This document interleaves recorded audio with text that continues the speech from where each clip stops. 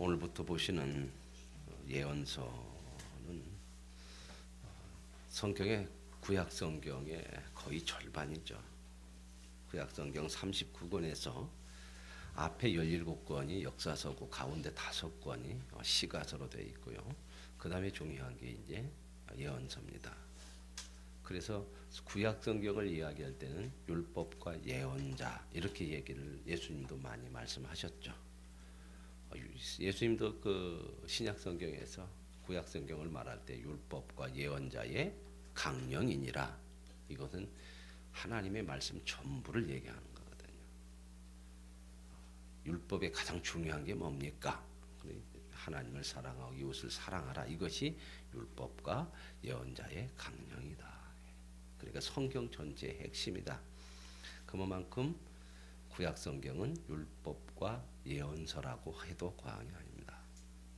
가운데 5권이 시가서 들어가지고 그만큼 중요한 내용이죠. 이 예언서라고 하는 것은 예언자들이 한 말씀을 기록한 책이 예언서죠. 이 물론 예언자들이라고 하는 사람은 누구냐?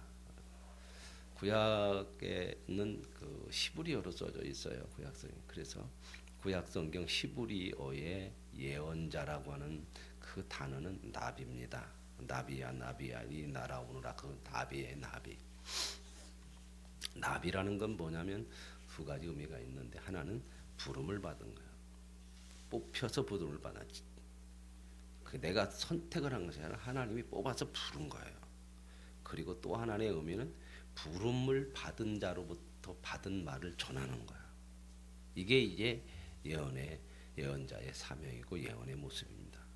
예언, 그러면 많은 사람들이 앞에 일을, 미래의 일을 미리 알아맞추는 것을 예언이라고 생각하는 게 한국 교회에 그런 것이 참 많았어요. 그래서 예언을 참 많이 한다고 그러는데, 그런 예자가 아니고 미리 예자가 아니라 맡을 예자로 보면 되겠습니다.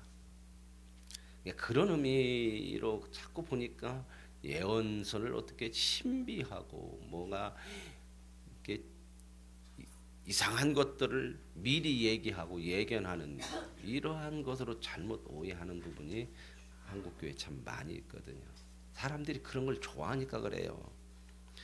신앙은 내가 좋아하는 그대로 가는 것이 아니고 하나님의 말씀대로 가야 되는 거거든요. 신앙생활을 내가 좋다고 해서 좋은 대로 가버리면 그 신앙생활이 안 돼요. 그래서 항상 내가 좋아하는 것이 아니고 하나님이 기뻐하시는 것, 사도 바울이 얘기한 것처럼 하나님의 온전하시고 선하시고 온전하시고 기뻐하신 뜻이 무엇인지 분별하라.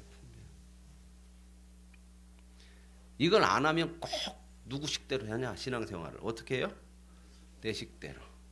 말씀도 어떻게 하냐? 내 식대로. 이건 성도들만이 아니라 목회자에게도 마찬가지거든요. 목회자도 자기 식대로 말씀을 해석해 버리면 안 돼요. 하나님 말씀대로. 이 예언자들 중에는 문서 예언자가 있고 문서 예언자가 아닌 사람들이 있어요. 문서 예언자라고 하면 말 그대로 이렇게 책이 있어. 근데 이 책이 전부 그 예언자의 이름을 땄죠. 그죠? 이사야. 그러면 이 책은 누가 썼어요? 이사야가 썼다. 근데 이 예언자 중에서 꼭 이 문서를, 책을 쓴 예언자만 있는 게 아니에요. 그죠? 우리가 잘 아는 엘리야, 엘리사. 책 있어요, 없어요? 없어요. 그러니까 이제 구별을 해서 책을 기록한 사람을 문서 예언자고 기록하지 않은 사람을 그냥 문서 예언자가 아닌 그런 예언자로 보고, 또 이 예언자 중에서는 직업적으로 하는 사람들이 있었어요.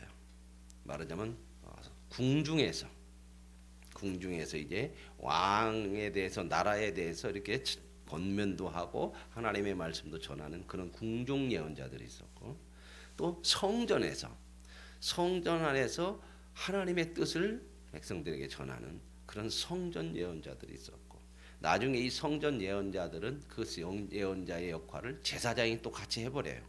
그래서 나중에 제사장이 그 일을 감당하기도 했는데, 이런 궁중 예언자와 성전 예언자의 한계가 뭐냐면 돈을 받고 일한다는 겁니다. 왕궁에서 왕으로부터 돈을 받고 직업 예언자가 되니까 성전에서 그 백성들로부터 돈을 받고 그 돈을 받고 이러다 보니까 예언을 하고 하나님의 말씀을 전하는 그런 일을 하다 보니까 뭐가 문제가 됐느냐?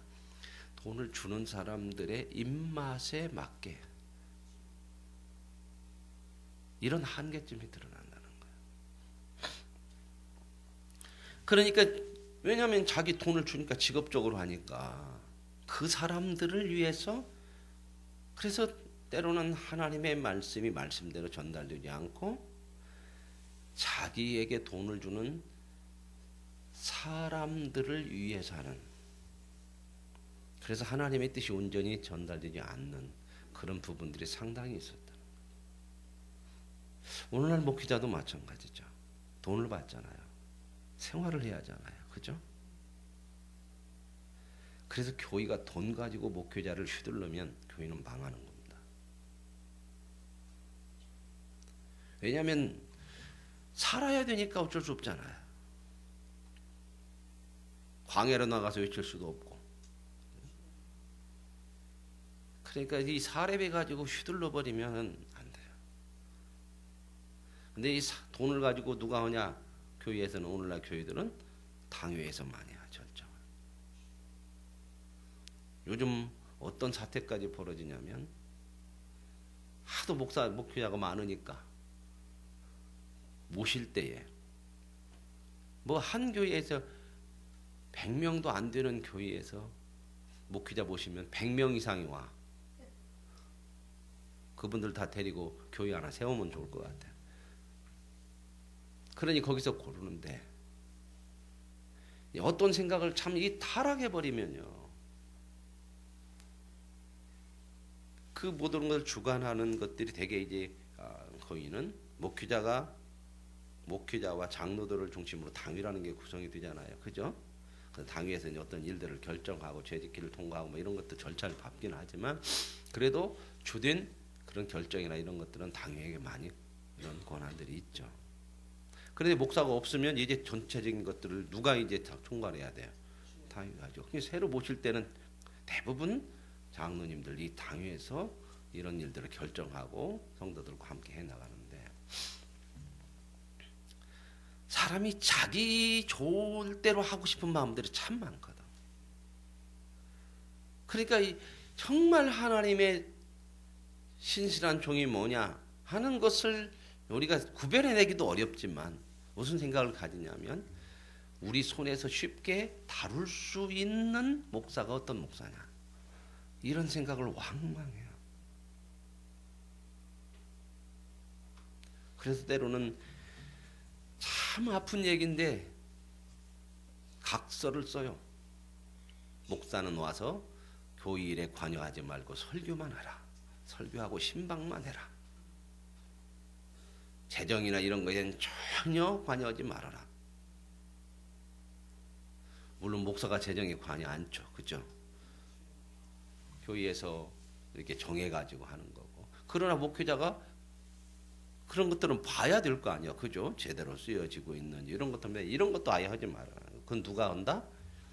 당회에서 하고 교회에서 알아서 할 거다.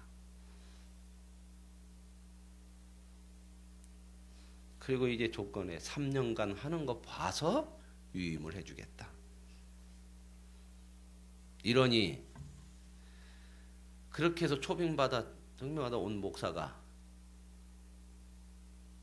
물론 다 거짓말하는 건 아니지만 누구 입맛에 맞게 눈치를 볼까요? 좋은 것이 아니에요.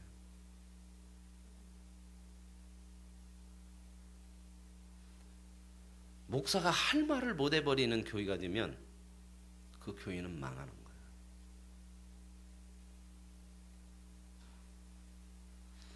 목사의 길을 죽여버리면 교회는 망해요.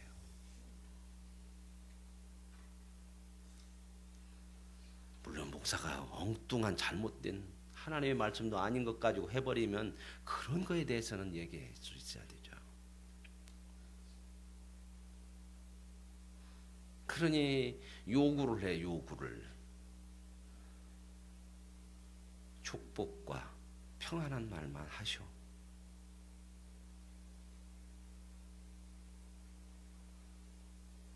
네, 이렇게 되면 참 문제가 되는 거죠. 구약 시대도 이런 게 있었어요. 성전 예언자나 궁중 예언자들. 그래서 나중에 예레미야서 같은 데 보면 예언자들이 있는데 궁중 예언자들하고 예레미야하고 부딪혀. 그리고 북왕국 아합 같은 경우에도 궁중 예언자들이 있잖아요. 그죠? 누구하고 부딪혀요? 엘리야하고 부딪혀. 그 사람들은 다 누구 편이야? 왕 편이고 백성 편이고, 그죠? 이런 일들이 너무 많아요. 절대 교회 안에서 직분이 심이 돼서는 안 돼요. 목사든 모든 직분자든 봉사하는 거예요. 봉사. 어떻게 봉사가 심이 됩니까? 이런 일들이 지금 사회에서 일어나는 거 아닙니까? 어떤 직분들이 연출가, 뭐 조금 실력이 있다고 하는 것들이 힘이 돼버리네. 오늘날 이 사회는. 좀 유명해지면 그게 힘이 돼서, 그게 힘이 되면 꼭 뭘로 가느냐? 부패로 간다는 겁니다. 타락으로 간다는 거야. 하나님의 말씀에서 그릇되는 것 아니고는 목소리를 크게 하지 마세요. 모아가지고 힘을 쓰려고 하지 말라, 그 말입니다. 권사위, 당위, 안수집대, 이것이 힘이 되려고 하면 안 돼요. 내 편한 것으로, 나의 유익으로 목소리를 내지 말고 하나님의 뜻에 순종하는, 거기에 마음이 합해져야 되는 거죠. 이 예언서는 그러한 의미를 굉장히 많이 담고 있어요. 그래서 이 예언서는 굉장히 중요한 책이에요, 이 시대에. 그런데 듣기는 별로 안 좋아. 그렇죠. 껄끄러운 게 많아. 그래서 어떤 분은 예언서를 설교를 잘 안 해. 오늘날 시대에 듣기 싫어하니까. 그러니까 목사도, 아이고, 뭐들라 이런 얘기 자꾸 하냐. 좋은 얘기만 하고 주는 거 받고 그냥 서로 좋은 관계 속에서 그러면 좋잖아. 그죠? 마음 편하고, 그렇죠? 그런데 신앙이라는 것은 마음 편하기 위해서 하는 거 아니에요. 마음 편하게 하려면 믿지 말고 살아야 돼. 믿는 순간부터 우리는 마음이 편할 수가 없어. 왜? 세상을 거슬러 살아야 되니까. 신앙은 세상과 같이 가는 게 아니고 거슬러 가야 돼. 늘 그 말씀이거든. 누구와 거슬려야 될까? 제일 먼저 나와 거슬러야 돼.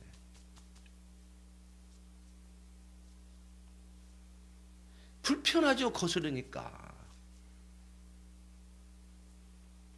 그러나 우리가 온전하지 못하고 늘 이렇게 세상을 향해서 내중심적으로 하는 그 마음이 본성적으로 이렇게 많기 때문에 우리는 이 하나님의 말씀을 듣고 거슬러가는 그런 신앙생활을 하지 않으면 다 죽습니다.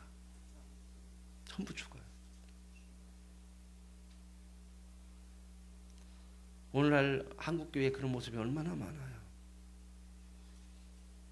크다는 교회들, 이름 있다고는 목사들, 마지막에 어떻게 하는 것들을 보세요.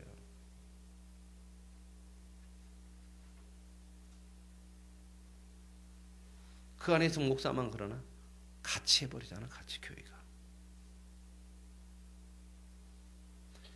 오늘 저와 여러분이 이 예언서를 시작하면서 정말 하나님의 말씀을 듣고 하나님 앞에서 우리 자신들을 늘 점검하고 새롭게 할 수 있는 그런 은혜의 시간들이 되어질 수 있기를 원합니다. 이사야라고는 사람의 뜻은 이름의 의미 여호와께서 구원하신다, 그 말. 여호와께서 구원을 베푸셨다, 그런 뜻이거든요. 이 이사야라고는 예언자는 BC 736년에서 701년 정도의 예언한 사람, 한 35년 정도 예언한 사람, 한 40년 정도 예언한 사람인데요. 또 남쪽 유다에서 예언 활동을 한 사람이에요. 이제 736년에서 701년이라고 하는 것은 어떤 시대냐면은 그 안에 어디가 망해? 북쪽 이스라엘이 721년에 망해요. 그러니까 나라가 상당히 혼란해요. 북쪽 이스라엘이 어디에 망하죠? 어느 나라에 망해요? 아수르라고 하는 나라에 망해요. 그러니까 그 당시 이 정세는 아수르라고 하는 나라가 이 중동 지역의 지중해 지역의 세력을 잡고 점점 커가고 확장시켜가는 시대예요. 그러다가 이제 북쪽 이스라엘은 아수르를 반대해요. 그리고 대항하고 싸우다가 망해요. 근데 남쪽 유다는 아수르에게 붙어.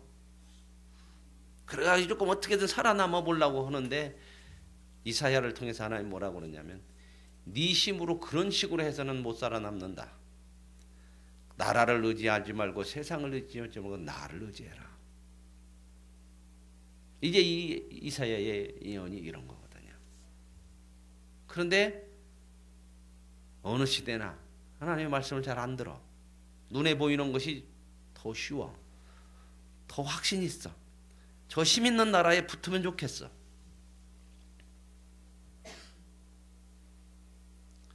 그런 상황 속에서 이제 나중에 지금 BC 701년까지 이사야가 예언을 활동한다고 하잖아요. 그 701년에 결국 아수르에 붙어서 처음에는 아수르가 봐주고 이제 조공바치고 이러면서 가다가 나중에 이제 또 배반을 해.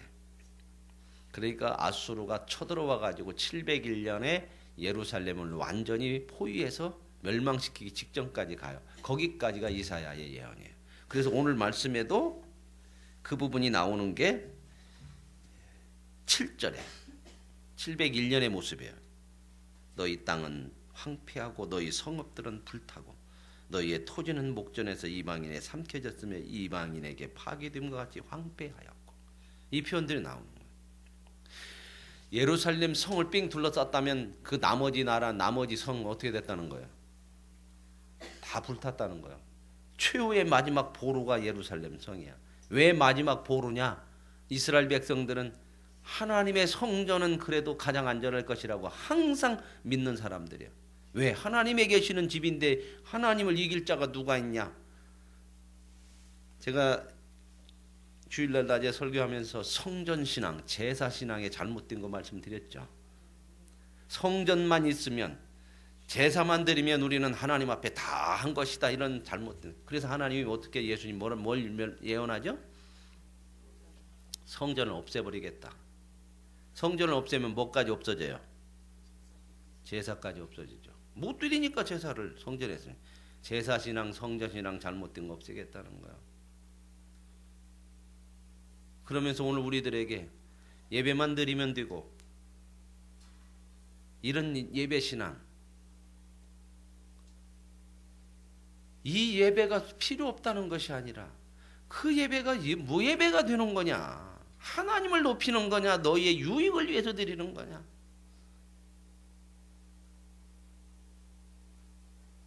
그 말씀을 드렸죠. 이제 여기서 그런 내용들이 이제 계속해서 연결되어지거든요. 그런 상황이 지금 여기에 나와요. 그래서 이제 이 이사야는 하나님으로부터 부름을 받아서 하나님의 말씀을. 그래서 예언자들은 전부 뭐다? 하나님이 불러서 하나님이 하신 말씀을 전하는 거야. 그 하신 말씀 중에서는 과거에 대한 말도 있고 미래에 대한 말도 있어. 그러나 거의 대부분이 현대에 대한 말씀, 현실에 대한 말씀. 한 70%가 현실에 대한 말씀이에요. 물론 미래에 대한 소망도 있고 과거에 잘못된 것도 말씀하고 그런 거예요. 그러나 예언자의 사명은 뭐냐? 무엇을 말씀하신지 그것을 전하는 거야. 이게 하나님의 예언자예요. 오늘날 목사도 그래요. 어떤 상황이든지 하나님의 말씀을 증거해야 하는 거예요. 그래서 사람인지라 목사가 교회의 눈치를 보게 해서는 안 된다는 겁니다. 그러려면 교회 안에 모든 기관들이나 분들이 힘이 돼서는 안 돼요. 목사를 대적하려고 하는 힘이 되면 안 돼요. 이거 목사 편하라고 하는 얘기 아니에요.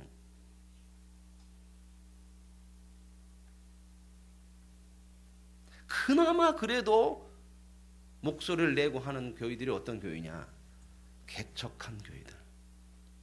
왜? 처음부터 시작하면서 이렇게 같이 왔기 때문에 그러한 모습들로 이렇게 그래도 목회자의 목소리가 좀 내어지고 그러는데, 근데 일대가 지나면 꼭 그런 교회들이 무슨 반발이 일어나냐?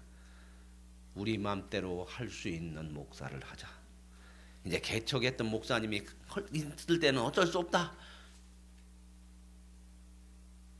그래서 2대째부터 교회가 혼란스러운 교회들이 너무 많아요.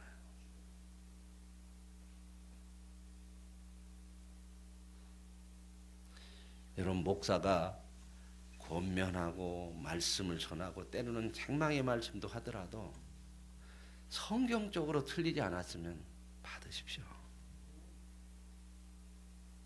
그리고 그걸 받아야 교회가 살아요. 그걸 안 받으면요, 목사가 고민을 많이 해요. 이렇게 해야 되냐 말해야 되냐. 그냥 편하게만 갔거나, 성도들도 편한 걸 원하고, 그런데 나도 그냥 대충 하면 편하게 가고, 이런 생각이 끊임없이 일어나는 거거든. 서로 싫어하는 거 얘기해서 서로 눈살집 부리고, 안 좋다고는 마음들 서로 그럴 필요가 뭐가 있냐, 이런 생각을 가질 수밖에 없어요. 근데 많은 기존의 교회들은 그런 부분들이 이제, 다른 말로 하면 장로들의 고난이 너무 커져. 그리고 장로들이 어떤 생각을 하냐면, 우리는 목사와 동급이다.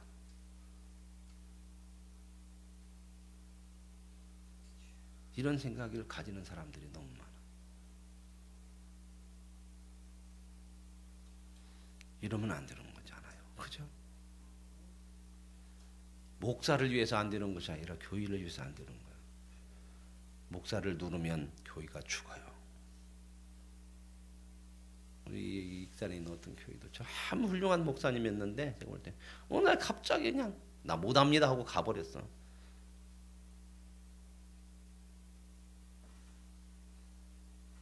그렇게까지 미뤄지면 안 된단 말입니다. 오늘 이 이사야는 어떤 사람이었냐? 왕국 예언자야. 직업 예언자는 아닌데 왕족 출신이라고 이렇게 성경은, 이 학자들은 얘기해요. 나라에 일어나는 일을 너무 잘 알아요, 이 사람이. 정치 이런 주변에 이런 것도 잘 알고. 그래서 왕족 출신인 예언자라고 이렇게 봐요, 이사야는. 상당히 고위축, 상류층 사람이에요, 이사야. 근데 하나님이 불렀어요. 그래가지고 이제 이 사람이 예언을 하게 되는 내용이 오늘 1장에 보면 이렇게 나와요. 유다 왕 우시야와 요담과 아하스와 히스기야 시대에, 그러니까 이 사람이 몇 사람의 왕을 거쳐요? 4사람이죠. 30한 5, 6년, 한 40년에 걸쳐서 4명의 왕이라는 게 상당히 혼란스러워, 시대가.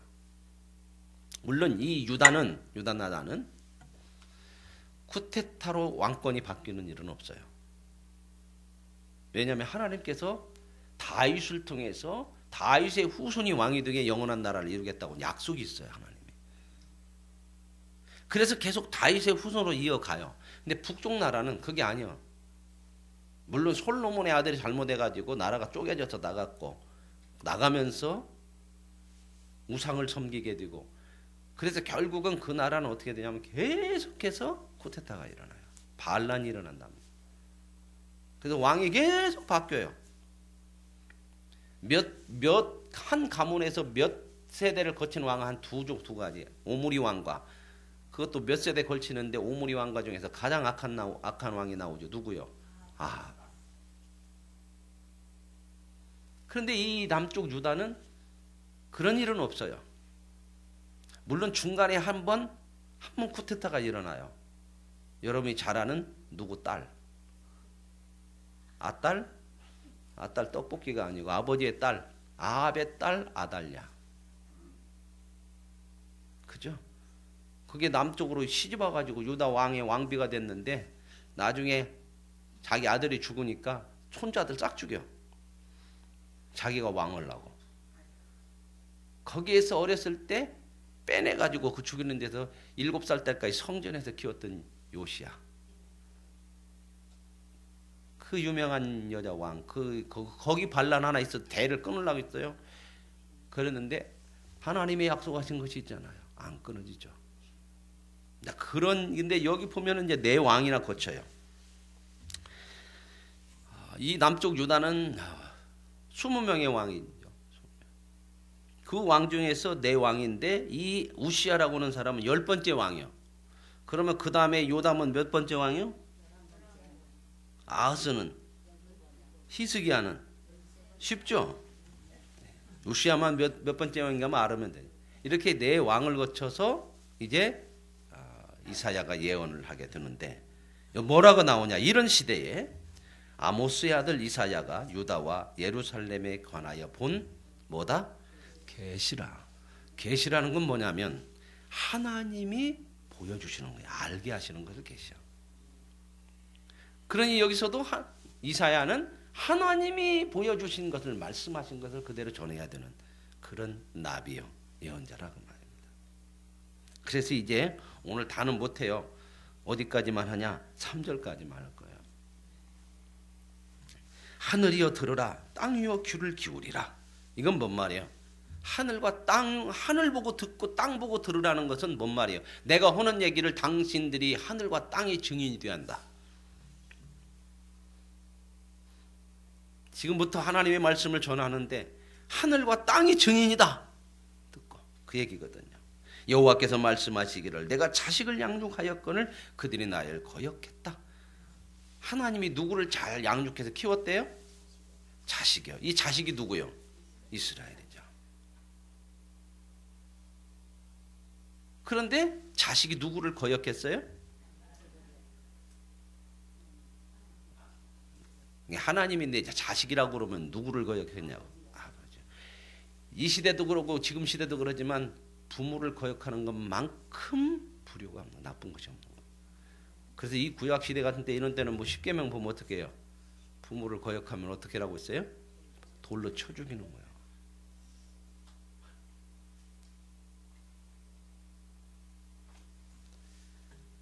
하나님이 이렇게 자식으로 얘기해. 자식으로. 내가 자식을 잘 키웠는데 나를 거역해. 그러면서 보세요. 어떻게 나오는가. 소는 그 임자를 알고 나귀는 그 주인의 구유를 알건만은. 자, 소는 뭘 알아요? 임자라는 건 뭐야? 부인이요. 뭐야? 주인이요. 우리가 흔히 그러잖아요. 남자들이 임자가 해요. 그러잖아요. 그게 임자 그 뜻은 뭔가? 남자가 그런 얘기는 하지 않을 것 같고 임자가요. 그럼 당신이 내 임자요. 그 말이요. 내 주인이요. 그 얘기는 아닐 것 같은데요. 임이라는 거죠. 남자들이 그렇게 않지. 그죠? 당신이 내 임자요. 나 주인이요. 그 말은 잘 않잖아. 그죠? 내가 주인 같으잖아. 남자들은. 그죠? 소는 그 임자를 알고 주인을 안대요. 그리고 나귀는 주인을 안다 그렇게 안 했잖아요. 성경을 잘 보세요. 자, 소도 주인을 알고 나귀도 주인을 알고 이렇게 나오면 우리가 생각하는 건데 근데 그렇게 아니요. 제가 말씀을 읽으면서 참 이렇구나. 소는 그 임자를 알고 주인을 알고 나귀는 그 주인의 구유를 알아. 뭔 말이에요? 소나 나귀 짐승도 누가 주인이고 누가 밥 주는지 알아. 앞에는 주인이고 뒤에는 먹을 것의 주인이야. 네 인생 존재 자체가 주인이 하나님이고 너 먹고 사는 그것도 하나님의 손에 있어. 나귀의 뭐 구유도를 알거나. 그렇죠. 나귀가 구유에 가죠. 말밥통. 그죠? 거기다 밥 주는데 누가 걷다 줘요? 오늘 저와 여러분의 주인이 하나님이고 저와 여러분의 인생에 먹고 맡고 살아가는 모든 것에도 주인이 되는 줄로 믿습니다. 그래서요 성탄절에 이 소와 나귀의 형상이 이 구유 속에 나타나는 거야. 근데 여기서 이 소와 나귀는 평화를 상징하지 않아. 이 말씀 속에서는 뭐예요? 경고하는 거야. 소도 알고 나귀도 안다. 그런데 그 뒤에 말을 붙이면 뭐예요? 나왔잖아. 이스라엘은 알지 못하고 나의 백성이다. 이 말을 조금 그냥 세게 얘기하면 이스라엘 백성은 뭔만 또 못해? 짐승만 또 못하다. 아픈 말이죠. 우리가 흔히 그러잖아요. 그런 못된 인간들 이렇게 보면 흔히 그런 얘기하죠. 뭐 같아? 짐승만 또. 요즘 막 일어나는 일 보면서 이건 짐승만 또 못하나 막 이런 얘기들은 막 나오죠, 그렇죠? 근데 우리가 사회 현상을 참 이런 걸 보면서 짐승만 또 못한다는데 성경은 지금 우리들에게 짐승만 또 못한 걸 뭘로 얘기해요? 하나님을 주인으로 인정하지 않고 네 맘대로 사는 거 이거 짐승만 또 못한다. 그게 대해서는 마음이 안 오나요?